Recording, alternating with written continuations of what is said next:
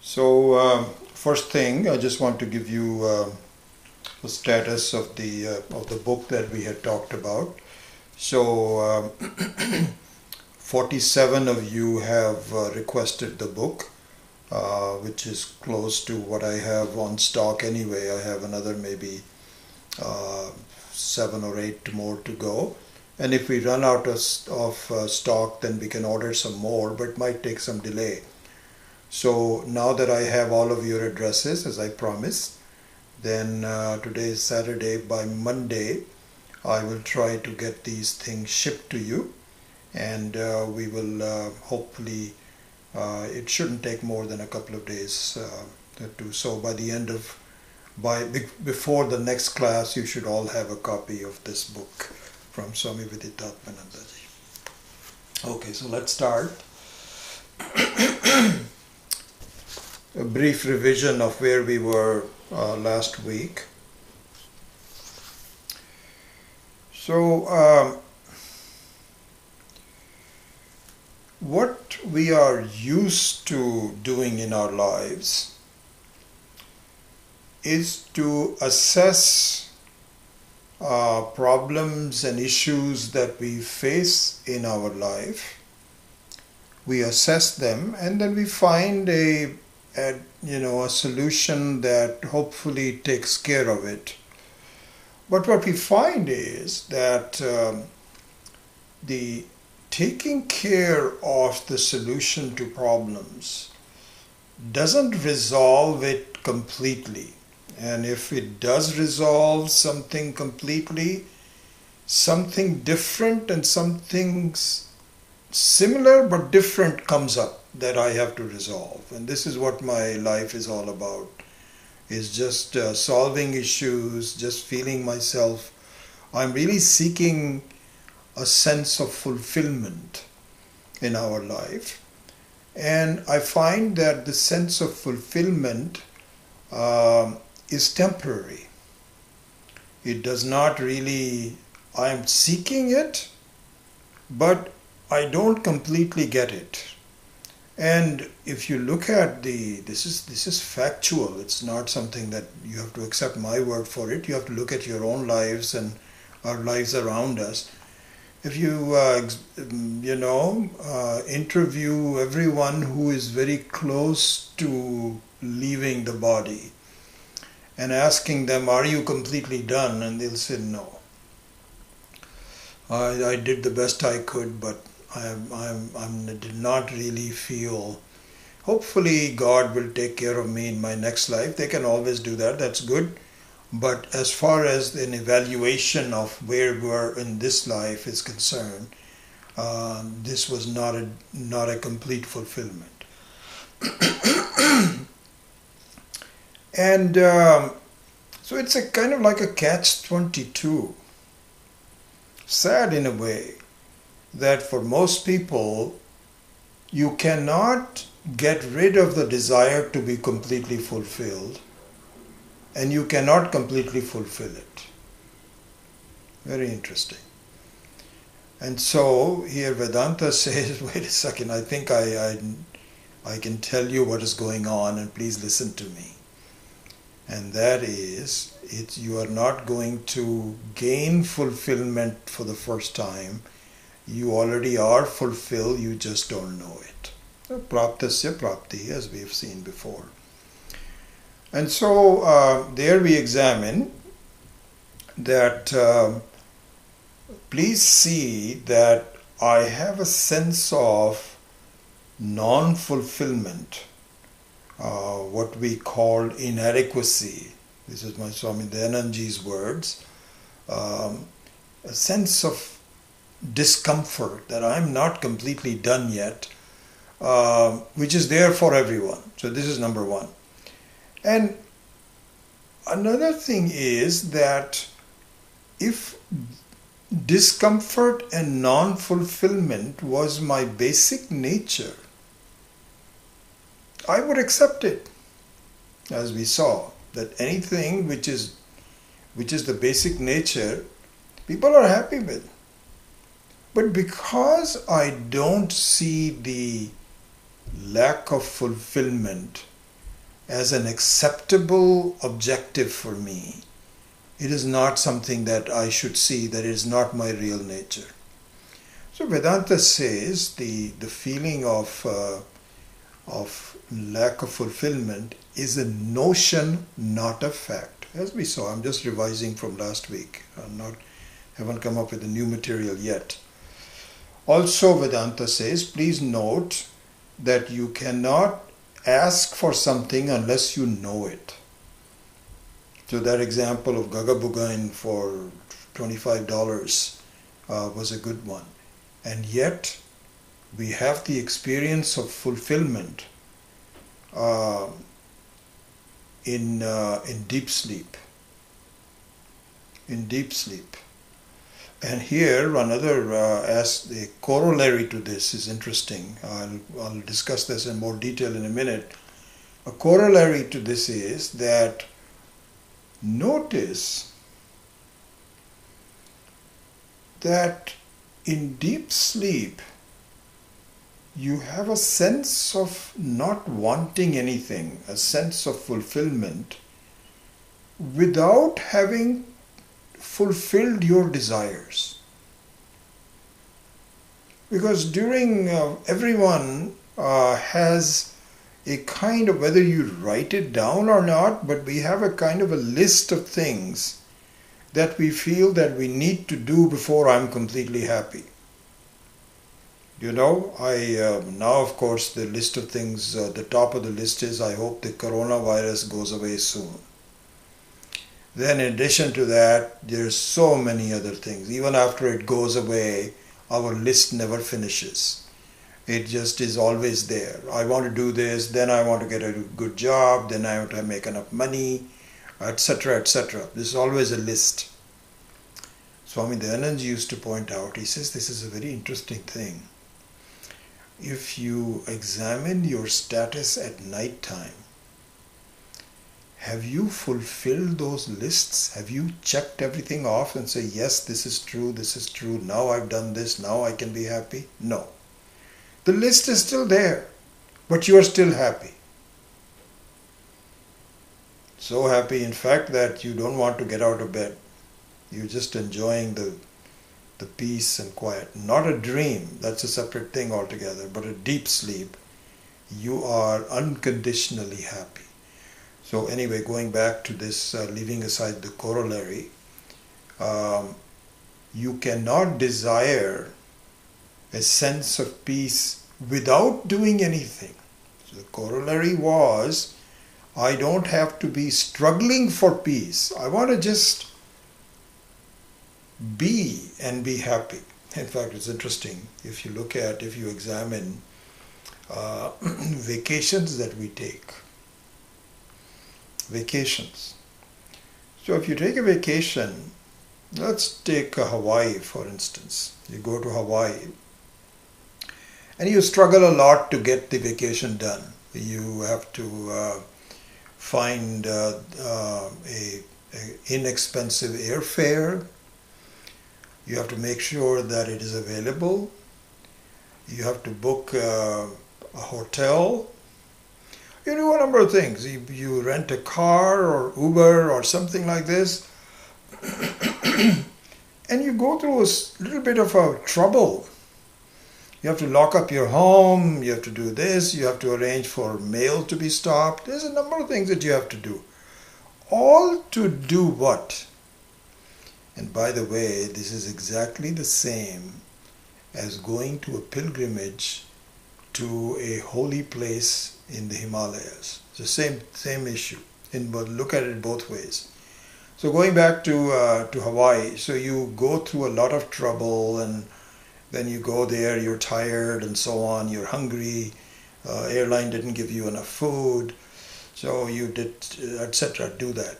Then what you do is, you find this, you go and lie down next to a pool. You maybe take a dip or something, and you close your eyes, and you are now just by yourself. and you really enjoy it because the weather is nice, everybody is very nice, and so on. So, same thing in the pilgrimage. You go through a lot of trouble to go to a holy place on the top of a mountain. When you do the darshan, when you have the vision of the vigraha, of a God, you close your eyes, and what you enjoy is just a moment of peace without doing anything. So that's the thing. Just like in deep sleep, you want to enjoy the culmination of a vacation of just being with yourself. I sometimes, I think about these people who are lying next to the swimming pool and they're reading a book or something. They're reading an e-book or something. Why could you not have done it even in the local pool somewhere? Because ultimately what it means is you just enjoy yourself without any effort. So we all want that. So anyway, going back to number 2, you cannot desire anything until you know it. You have experienced that before. You want to get to that experience of deep sleep, of enjoying yourself without having fulfilled any lists and without doing anything. And in fact, now we can transition to new material. This is a revision from last week. The new material is very interesting. This is articulated very well in this book by Swami Viditatmanandaji. This is really just the vision of Vedanta. So it's not as though he invented it or I invented it, but he's pointing this out. This is an important thing to see. It can be argued that what we are seeking in our lives, are you ready for this? Is really God.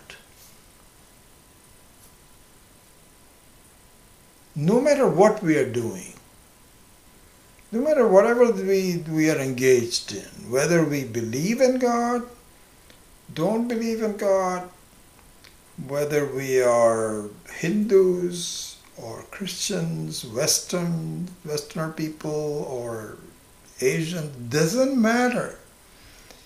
Everyone is really seeking God. This is the contention. And in fact, one can say the very purpose of life is to find God.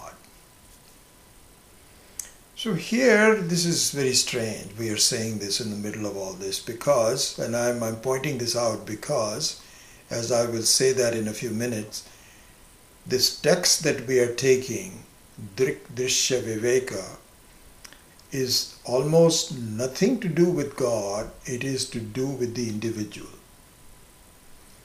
But the ultimate objective should be seen as seeking God. How one can say, why am I saying this at this point in time?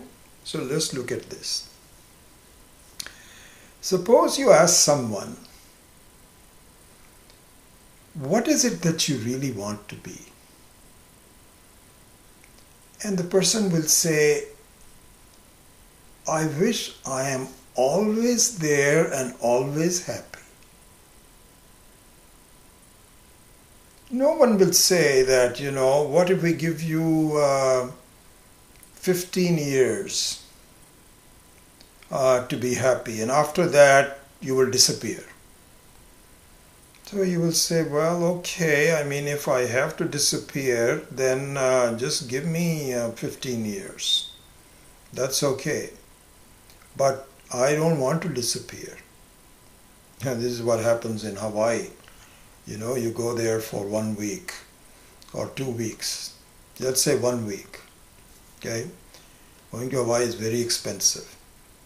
But you say, you know what? I deserve it. I've had a tough year and I just want to take a week off. And just first day, You don't think of anything. You're very happy. You're just there and say, we should have done this long time ago. Why don't I do that? This is wonderful. In fact, I want to move to Hawaii. Second day, you will say, there's only 4 more days left. And what happens is that your sense of enjoyment is sullied by the thought that only a few days are left. And the night before you leave, there is a slip underneath the door which says, checkout time is at 11 o'clock. 11 o'clock? What? It doesn't make any sense. 11 o'clock. Okay? And maybe you can call someone and extend it by an hour at the most. But 11 to noon. And by the way, your credit card will be charged with $2,750.19. Time to leave. So anyway, going back to it, no one wants to be having short time. We want to live forever. But we also want to live happily. This is why people commit suicide. Because they also want to live. It's not as though there is an exception to the rule that you say, I don't want to live. But they don't want to live in this state at this point. But if you make them very happy, they are not going to commit suicide. So the second point is, ask somebody, just like, you're saying, how long do you want to live? 15 years, 20 years, whatever. If you tell someone, okay, do you want to be happy in the morning or in the evening? Before the person answers, you say, there's another one. Do you be inside the house or outside? Do you want to be happy when your spouse is around or when the spouse is not around? That one is easy to figure out. I want to be happy when the spouse is not around. No, I'm just kidding. Do you want to be happy this way or that way? Meaningless. I just want to be unconditionally happy, not just during the happy hour. I want to be unconditionally happy. Now, another thing. Do you want to be working all the time? Working all the time means you have a boss.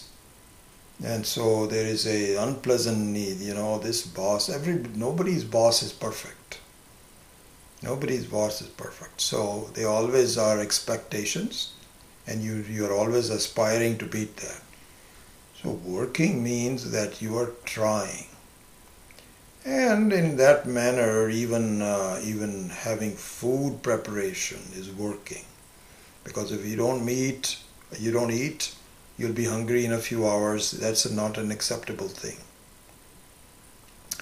So now we want to answer the question, I want to live forever. And another thing, I want to be aware of the fact that I am happy. I don't want to be in a coma. In a coma, there's probably not any problems in, have you paid your bills, mortgage payment, etc. They're not there. But I don't want to be in a coma. If you say, okay, there's a way for you not to have to pay your mortgage. You just lie down and we'll put you into a coma. No. So I want to be happy. I want to live forever. And I want to be aware of the happiness. And I don't have to work. These are the things that I want. You know what that is? This is the definition of God. This is exactly the definition of the God. We don't say that. You don't go around declaring to everybody, you know what I'm doing? I am trying to seek God. People will say, are you mad? Are you some kind of a born-again Christian telling everybody this? What are you talking about? You tell me I'm seeking the end of coronavirus, that I understand. But to seek God is not something you want to talk about. But really, fact is, this is what we are doing.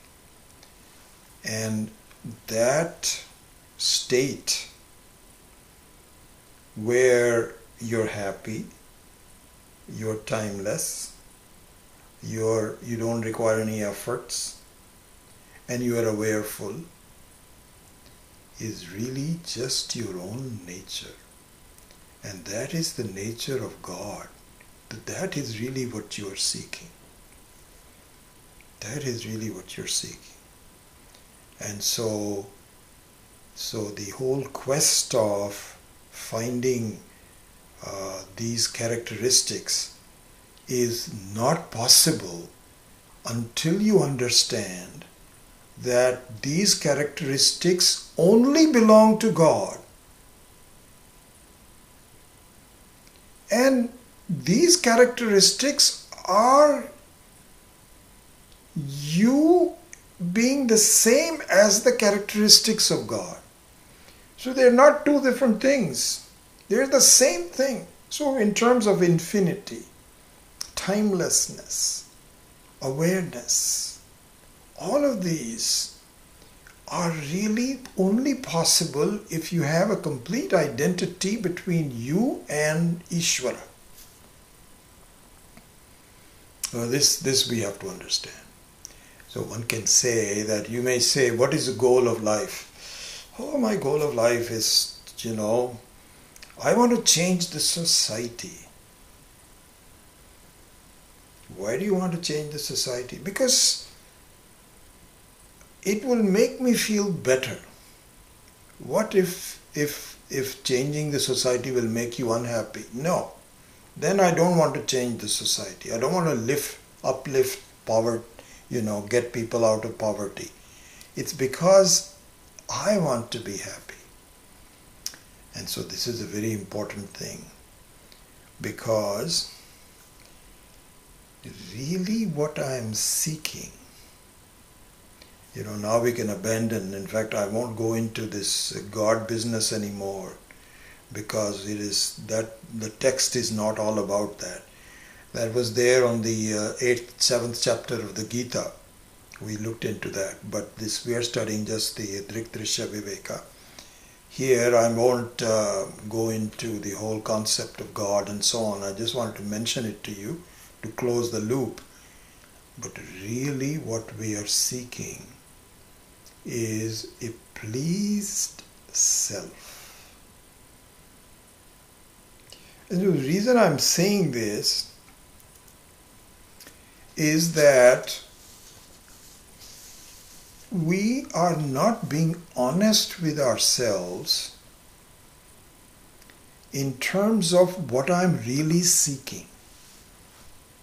So here I'll give you one example. I was going to go through this bit later on, but since the topic is here, I'll tackle it now. In the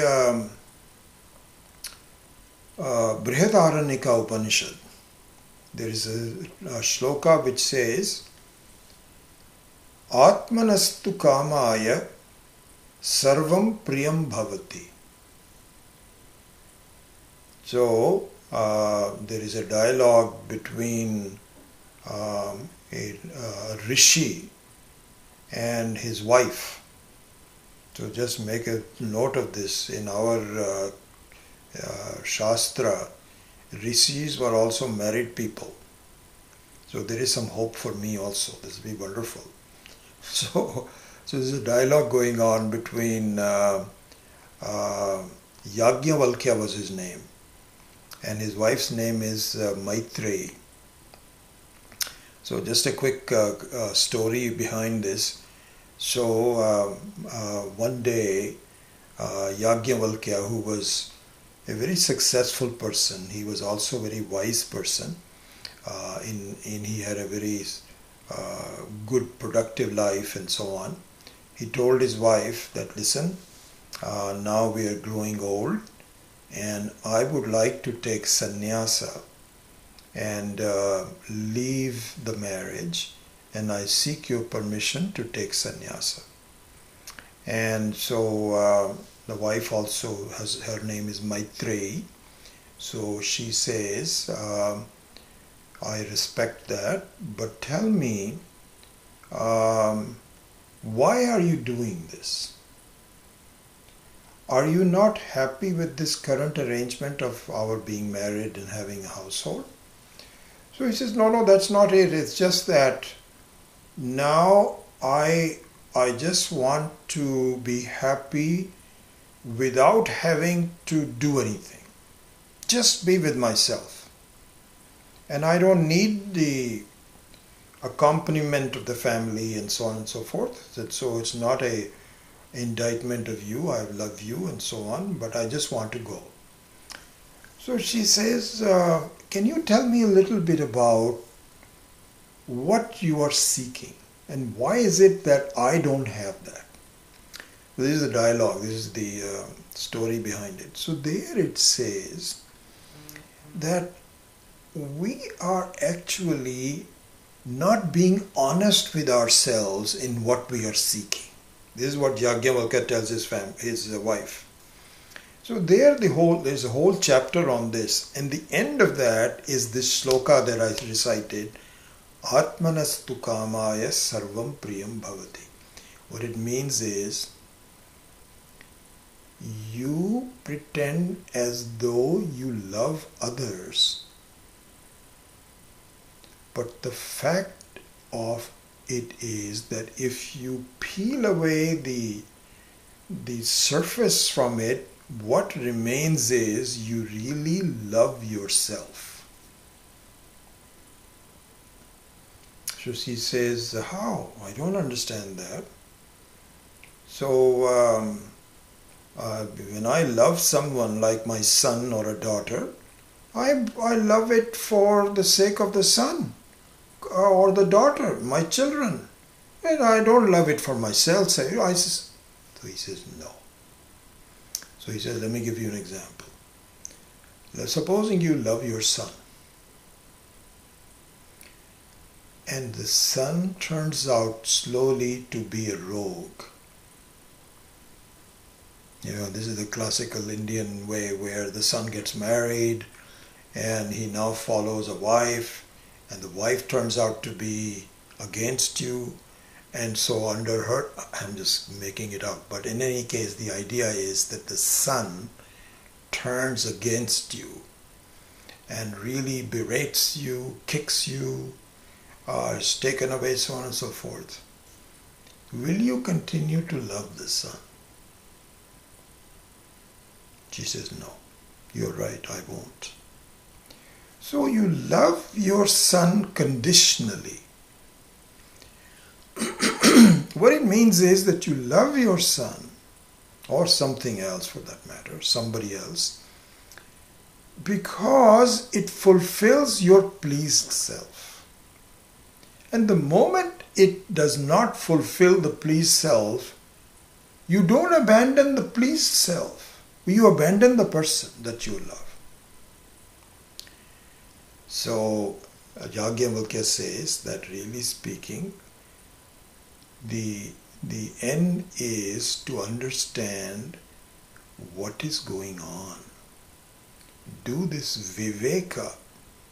What is the underlying thing that you are doing? You are pretending as though you are loving everybody. But don't go to your spouse and say, I just learned today that I don't love you anymore. So he or she will say, well, I already knew that. So don't do that. But this is a silent analysis of the truth of our life. In a way, you know what?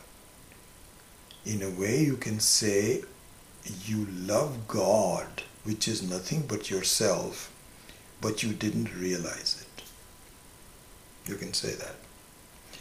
Anyway, to now summarize what the problems are and so on, now we come to the solution. So let's start on that, and it's very possible that we might be able to get to the text itself today. If not, then we're pretty much done today. I've already said that a couple of times, so I want to finish that. So how does Vedanta address this whole topic? The topic of I am in a catch-22, I cannot abandon being fulfilled, wanting to be fulfilled, and I cannot be permanently fulfilled. How is it that topic is addressed by Vedanta? So as we know already, what Vedanta says is, this is because you are mixing up two things. You do not have a viveka between you, the electricity, and the appliance which is your body-mind. Or you do not have the viveka between you as the formless fire and the iron ball which is not fire but gives shape to the fire. And this is what is called, we will go into this in more detail, technically it is called adhyaropa apavada. Adhyaropa means there is a superimposition. There is a superimposition that you need mentally to separate between them. So this superimposition is an interesting thing because, now we are approaching to the Drik Drishya Viveka. So the sorting out of the two things that are mixed up together is done in a variety of different texts within Vedanta with the same objective. So this Viveka is done in different texts with different, what is called prakriya. Prakriya means methodology, but with the same objective. The objective is, very interesting to see this, the objective is when there are two things, you are seeing them as one.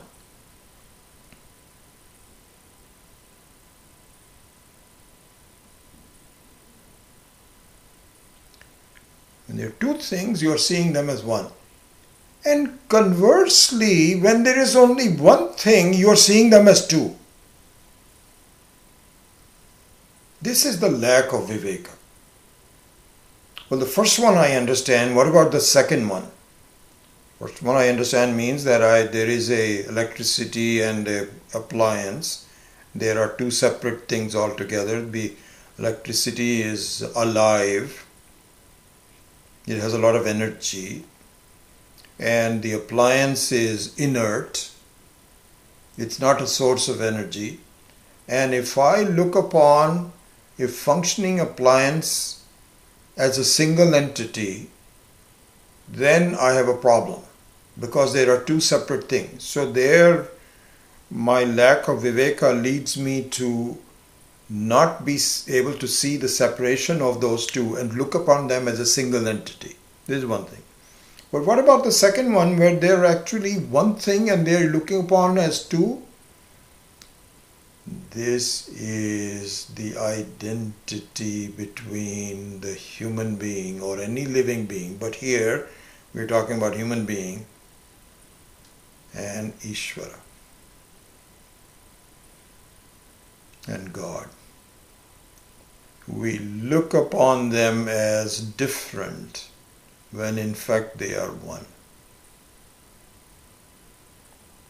For those of you that completed the 7th chapter of Bhagavad Gita, before we began this, you will recall this.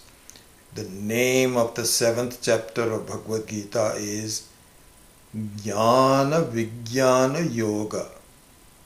That is the name of the 7th chapter. And if you recall, this is what we studied.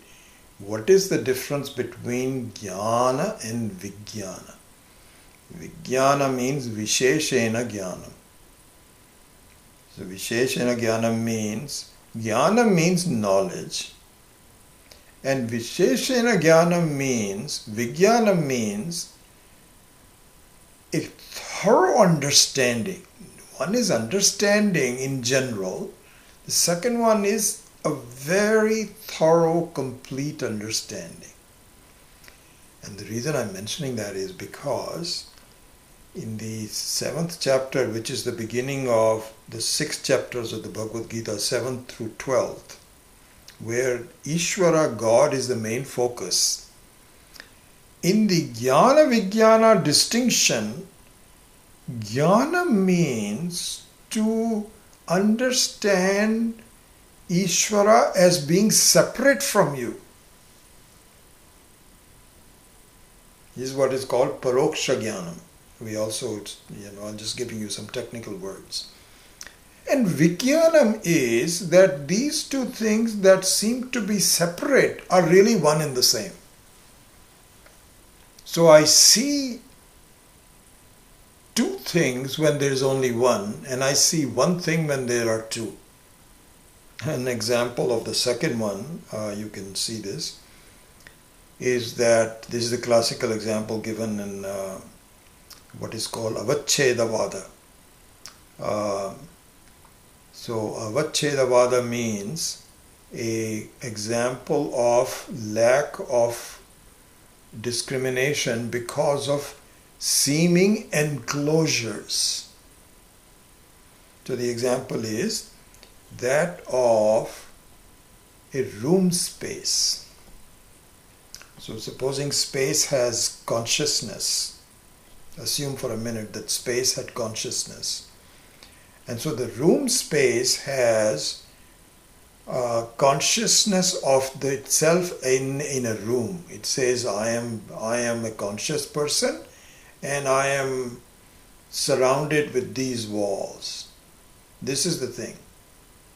The second entity is just open space without enclosure of the room.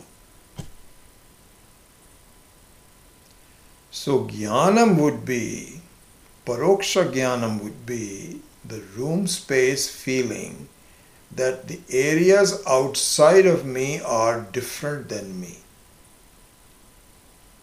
That there is a total space and I am just an enclosed space. The Vijnanam is there is no difference between room space and total space. You are just imagining you are enclosed by the walls. It's not as though you are different from the space, it is the same thing. So therefore, to conclude that, the method that Vedanta uses is to say that you are making a twin mistake. One is when there should be two things that you should see are completely different. Where they are different, you should see them as different. When they are not different, you should see them as non-different. Then alone this thing will be effective for you. So, in Vedanta, we have this Viveka as the main topic, and it is done in different ways. For example, in the Taittiriya Upanishad, we use what is called Panchakosha Viveka. So Panchakosha Viveka means that enclosures, and so like you have Annamaya Kosha, that means that you seem to be enclosed within this body, when in fact you are not. You are not body conscious. Your consciousness is the same consciousness, but when you take it to be a body consciousness, then you're making a mistake. Okay, I'm not taking a body consciousness. I am something, my thoughts. So this is what is called Manomaya Kosha. Then you are taught that, listen, the mind keeps on changing and so on, but you are still the same. Don't you see the distinction? Don't you see that the appliance of the mind Mind is also an appliance. It is also jada. It is also inert. That also is different from you, the very electricity. Don't you see that? You say, yes, I can see that. But now this is me as the person. There's something about me. I'm the same person that has been around for all these years. This is me. This is called Vijnanamaya Kosha. Jnanamaya Kosha or Vijnanamaya Kosha, either one. This is I thought. This is me. And this has to be the final one. No. This is not the final one, because in deep sleep you are still there, but you don't have a feeling that I am there. That I am there only comes up in two cases, either in dream or in waking, but not in dream sleep. So not in deep sleep. So it doesn't mean that it is fundamentally you. That also is a stage. Anyway, I won't go into that in very much, but in the Taittiriya Upanishad, this Panchakosha Viveka is used to slowly understand who I really am. In some other Upanishads, different methods are used. In the Mandukya Upanishad, which we are just about finished talking about in the earlier class that ended 15 minutes ago, there was the Avasthatraya Viveka. Not a Panchakosha Viveka, but Avasthatraya Viveka. Avasthatraya Viveka means, please see that you are involved in 3 plays. You are starring in 3 plays every day for 24 hours. It's kind of like in Bollywood, we have these highly paid actors and actresses. I don't know many of them. I only used to know a few because I've left India a long time ago. Let's say Shah Rukh Khan is one of the people. So the Shah Rukh Khan is a very highly paid, one of the most highly paid actors in Bollywood. And so what happens is that you think he only is preparing to release one film at a time? No. So what happens is that from 8 o'clock in the morning until 11:30, he goes to studio number 1. And he's doing all the preparation, he's acting and so on and so forth. Cut. Then he comes home, takes a lunch and so on. And then at 2 o'clock, movie number 2 is now being produced. So he goes to a different studio. Like that, he is being produced in multiple movies at the same time. That is exactly our situation. So we have 3 movies going on in our lives at all times. One is the waking movie, one is the dream movie, one is the deep sleep movie, where I'm just enjoying Ishvara without any I thought. That's also a movie. And then I keep going back all of them. The dream movie is a very short movie, and it's a different movie. It's kind of like what's that called? The short subjects. And the waking movie is more like a serial. It's more like a serial that goes on forever. I recall this very interestingly when my mother was alive, when my father passed away, so I would go visit her at least, once a year, not at least, but just once a year. And just sit down and have a nice talk with her and so on and so forth. So she was a person with a phenomenal memory. I have a fraction of the memory I don't know how I did not inherit that wonderful memory from her.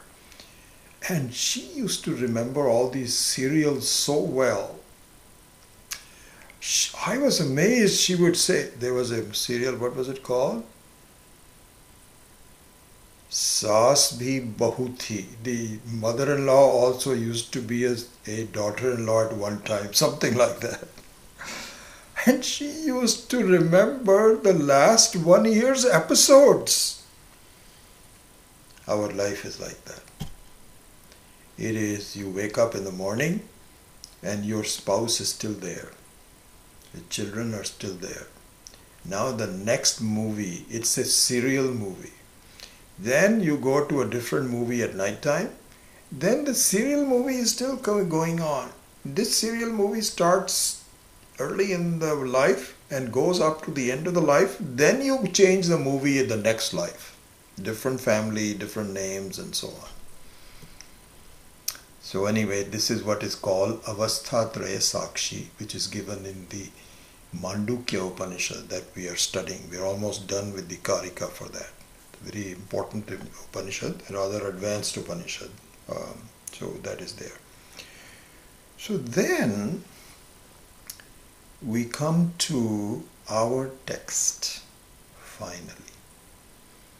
After all these beating around the bush and so on and so forth,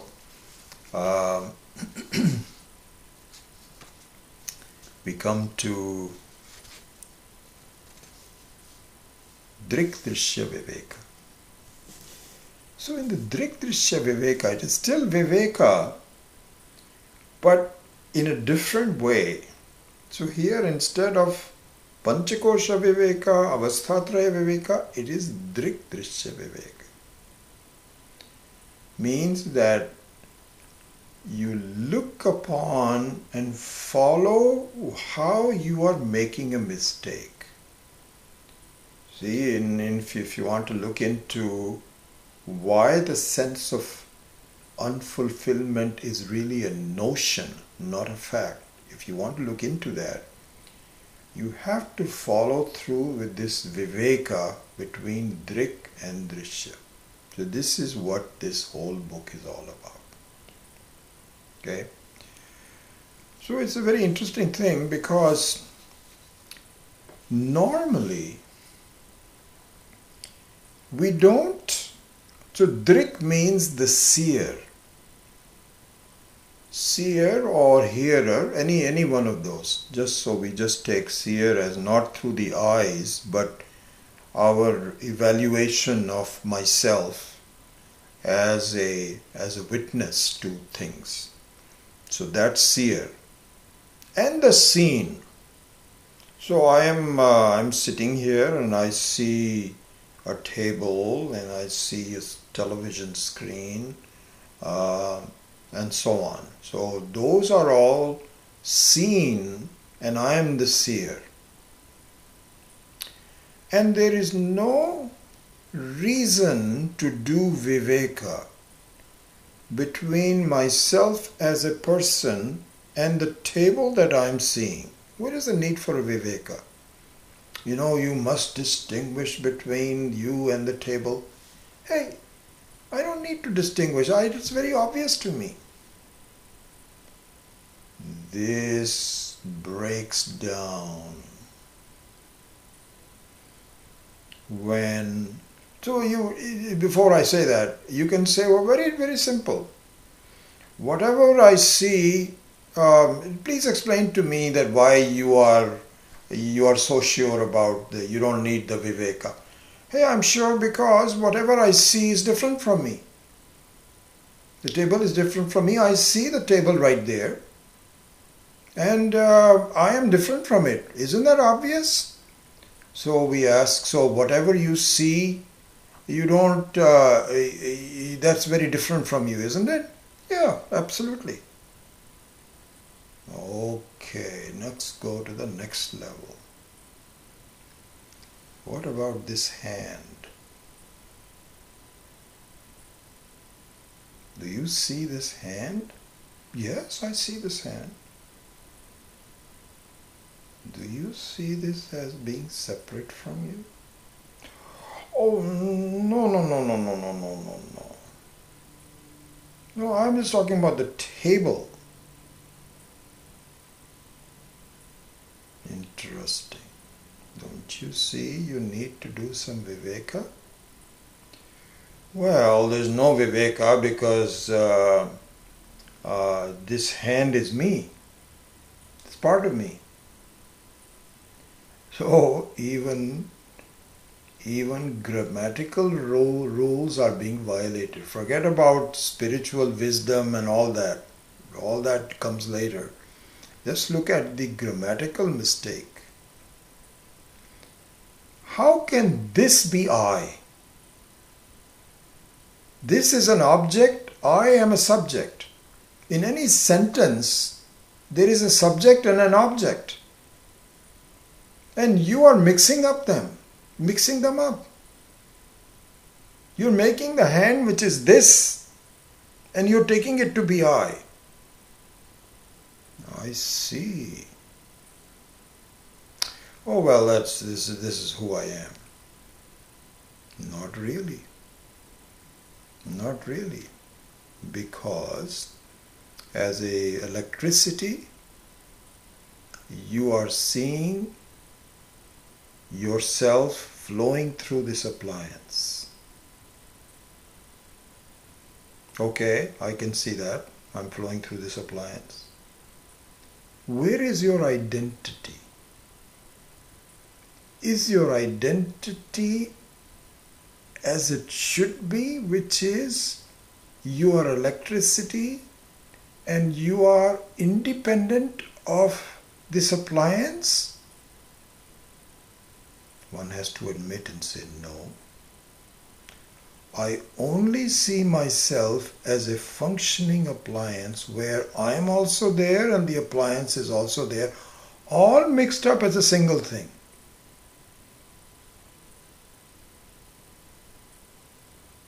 Don't you? Say yes. That's not the truth yet. You are a pure electricity. The appliance breaks down.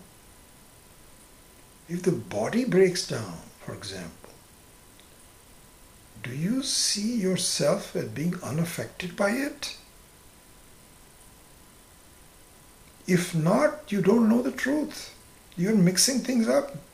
This is where Viveka is necessary. And I understand how you feel, because the way you took birth was itself as a non-understanding of this fact. But this is a result of, this is a notion. Okay, at least I understand. All right, that seems like a possibility. What do I have to do? What do I have to do to do the difference between a notion and the fact? Why am I acting this way? And suffering in the process. Because if I am electricity, if I am the formless fire, independent of the iron ball, why am I taking myself to be? What's the reason? And how do I get out of it? Now you are asking the right questions. Now let us begin the Drik Drishya Viveka. That is the purpose of this book and text and all these Vedantic books, but this is a good book for you to do. So let us begin with that. So what I will do is I wanted to give you an introduction to what the book is and where does it get placed in the pantheon of all the texts of Vedanta. For some of the more experienced students, I think it will be useful for you, and I will spend a few minutes next week on that, and then we will begin the text next week. But what I will do now in the next few minutes or so is begin the chanting of this text. By the way, this text has 46 verses, and those verses are on with their meaning on the website that I have already told you to. This is arshavidyacenter.org, and if you go there and look under current classes on Drik Drishya Viveka, then one of the texts there is listed under, I think it says there's 3 tabs: video, audio, and text. So you go to the text, and then it takes you to a PDF file that you can copy, you can print rather. And this is also given in the book. So for those of you that have the book, you will also see that on towards the end of the book, page 255. So this text has 46 verses altogether. There is a viewpoint that the first 31 are the ones that form a unit. And it is very possible that we may stop at that end of 31. We'll see how long it takes. I'll make an assessment and I'll get your feedback also. We may stop at 31 or we may go up to all 46. So I've done it both ways. So we will postpone that later on. But the first 31 are as a unit. Out of this, I would say the first 9 verses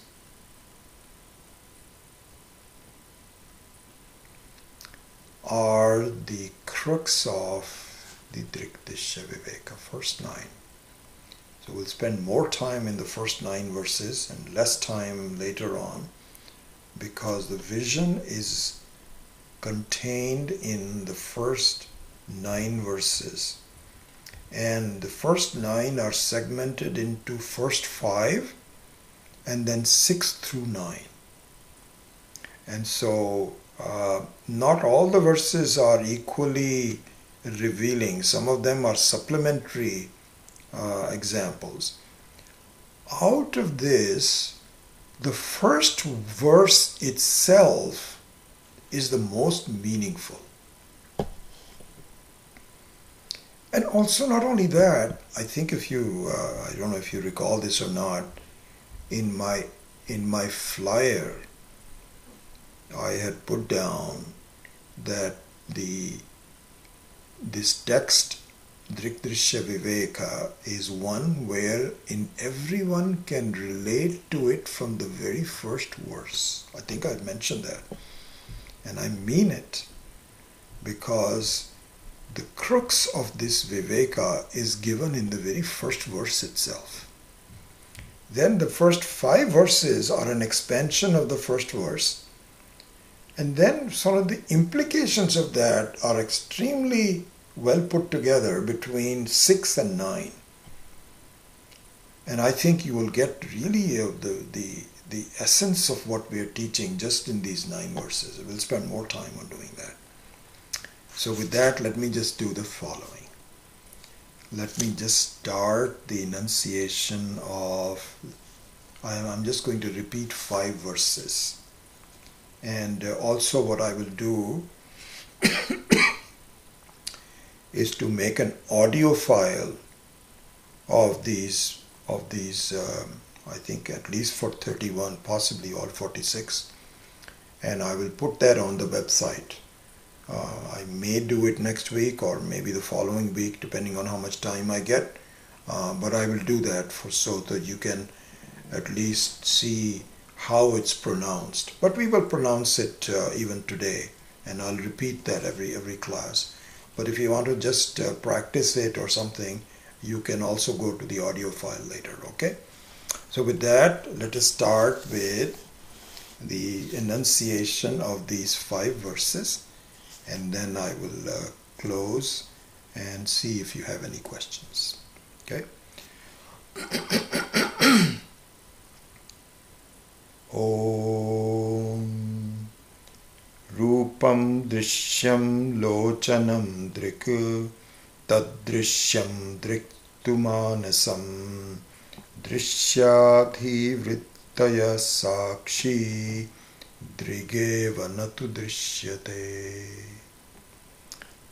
Nilapita Sthula Sukshma Hrasva Dirghadi Bhedataha nana vidhani rupani pashyet lochanamekadha andyamandyapatutveshu netradharmeshu chaikadha sankalpayen manah shrotra tvagadau yojyatamidam kama sankalpa sandehau shraddha shradde dhriti tare hrir dhir bhir ityevamādīn bhāsayet chekadhachiti nodeti nastametyesha navriddhim yati nakshayam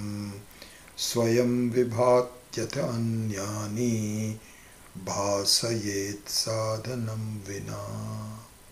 Number 5. So those are the next time. I have a very small beginning, maybe no more than 5 minutes, on the placement of Drik Drishya Viveka in the entire spectrum of Vedantic texts that Swami Paramarthananda has very nicely given. So I borrowed that from him, and then we will start the explanation of the very first one, and we'll begin the study from there. Okay. So with that, I close the class with a prayer, and I will take any questions. I will look at to see if you have any questions. Om Asato Ma Satgamaya Tamaso Ma Jyotirgamaya Mrityor Ma Amritam Gamaya Om Purnamadav Purnamidam Purnat Purnamudachyate Purnasya Purnamadaya Purnameva Vashishyate Om Shanti Shanti Shanti Harihi Om Shri Gurubhyo Namaha Harihi Om. Okay.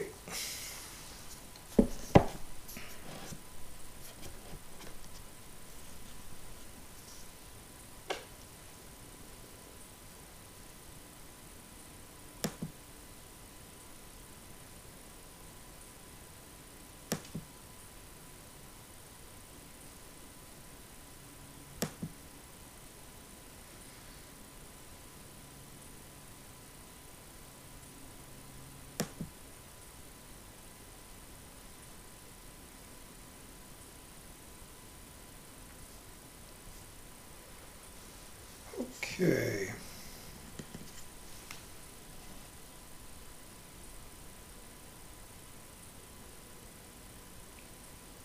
Oh, that's nice that Kristen from Italy is online. Wonderful, Kristen. That's great to see.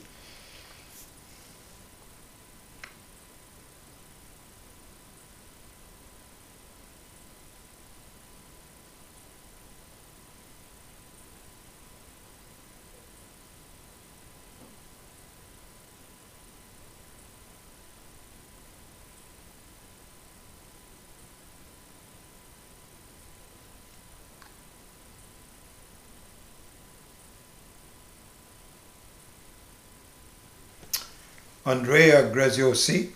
Andrea says that Jiva is itself an illusion. So any sense of inadequacy as well as fulfillment must also be an illusion. And then she continues on, Atma doesn't have any illusion. So isn't the very notion of struggle that Jiva has also an illusion? And I think you're right. So this we will see in great detail in verse number 9. Okay, where I will expand this quite a bit. So I would withhold the detailed comments. But since you've asked, yes. So what happens is that the jiva is really my reflection. So I am the very nature of Brahman, Ishvara, or God, and I am looking at myself as a reflection. I'm looking at my reflection as myself. See, that is the issue. So when you use the word illusion, it has to be explained. So, for example, if you're looking at your reflection, and normally we don't look upon our reflection as myself. We know it is myself because it is a copy of myself. We are cognizant of that. But there is a possibility that we may look upon the reflection as myself. That is the problem. So in fact it is said that this is the actual experience, they say that a very young toddler, I don't know at what age, maybe less than a year, don't show a mirror to that person. Avoid doing that. Because it confuses the person. Is it somebody else? Or is it me? And in fact, it doesn't have the patience to move the arms one way or the other to see whether the reflection also moves. That comes much later. So there is a sense of what you might call illusion, Andrea. And the same thing, by the way, is that of animals. They say that if you take, supposing you take your dog to a place that has multiple mirrors and there are lots of dogs, all its own reflection. You know what? I'm told that it just starts barking. Just barking, thinking that others are the same as it. It does not, dogs don't like others to be around. And so that is an example. This is our situation. From an understanding viewpoint, we think of the jiva as myself, when in fact it is a reflection. This is what we're going to talk about. I've already said it. When we talk about verse number 9, you can take a vacation that day because I've already explained everything. Now we'll go into a little bit more detail. But that is the situation. And so then what happens is that to answer your question, yes, not only if you take the reflection itself to be yourself, then all the qualities of the reflection also become yours. So this is what say that the sense of inadequacy is also an illusion. Yes, in that sense. So for example, supposing you're looking at your reflection in a moving body of water which is muddy and not clear and so on. And then your reflection also gets muddy. Reflection also is moving. So all those things then become you itself. Yeah, so that is very much true in that sense. Anyway, we'll go into that in more detail later.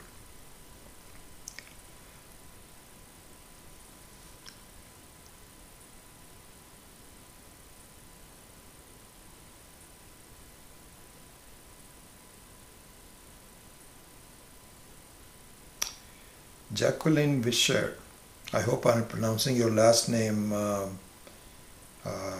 accurately. This is Vischer or Vischer.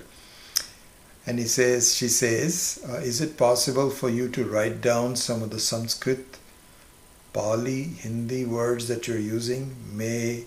Many may already be familiar, but will help me to understand. Jacqueline, you've asked a very good question, and I'm not sure that I'll try. Let me do something. So, for those of you that were with me in the previous class when we were in Milpitas, and I think even the beginning class, We used to use this television for displaying the text and so on. And what I found was that for me to display that, and this has some issues because the room is so dark that if you use this as a whiteboard, then it doesn't work very well because everything else becomes much darker. If you use it as a blackboard with yellow lettering, then it comes out better. But more than that, it was taking me a long time to kind of write things out, and it was really lengthening my preparation time because I have a lot going on, a lot of different classes and so on. So I abandoned that. But your question prompts me to say that maybe I won't have everything written down as I used to, but some of the key words that I have can be written down. Another possibility is I'm going to consult with Raj and Chandra. Maybe I can scribble some words that I'm using right on the board itself, so you don't have to see them preformed ahead of time. But regardless of that, I'm sensitive to what you're asking, and I think it will be helpful if we at least went over some Sanskrit words. I'm only using Sanskrit, not Pali, not Hindi or anything. So let me look into that. That's the answer, and I hope that I can comply with your request. Thank you.